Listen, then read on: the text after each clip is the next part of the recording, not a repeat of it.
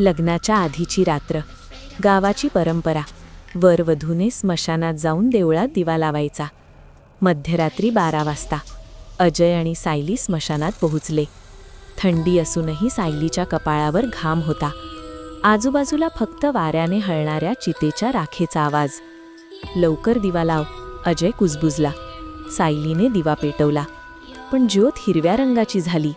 अचानक कुठून तरी बांगड्यांचा किरकिर आवाज. सायलीच्या मागे पांढऱ्या साडीतली सावली उभी. सायली हळूच वळली, पण तिथे कोणीच नव्हतं.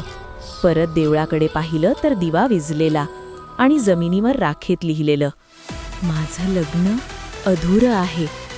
सायली अचानक थरथर कापू लागली. तिचा आवाज बदलला. अजय, तू माझ्याशी पुन्हा लग्न करशील ना? अजय दचकलाच. सायली, काय बोलतीयस? सायलीचे डोळे पूर्ण काळे झाले. ती हसू लागली, पण तो हसू तिचं नव्हतं. 70 वर्षांपूर्वी तुझ्या आजोबांनी मला इथे जाळलं, लग्नाचं वचन देऊन. अजयच्या हातातून फोन खाली पडला. त्याला आठवलं, घरातल्या जुन्या फोटोमध्ये आजोबांसोबत पांढऱ्या साडीतली एक अनोळखी मुलगी होती, जी अचानक गायब झाली होती. सायली हळूच म्हणाली, आज माझं लग्न पूर्ण होणार. वादळ उठलं. स्मशानातल्या सगळ्या चितांची राख हवेत उडाली.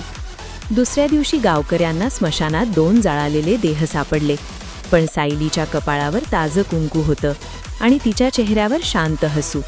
गावात अजूनही म्हणतात, दरवर्षी त्या रात्री स्मशानात पुन्हा लग्नाची शहनाई ऐकू येते आणि एखादा नवीन वर गायब होतो.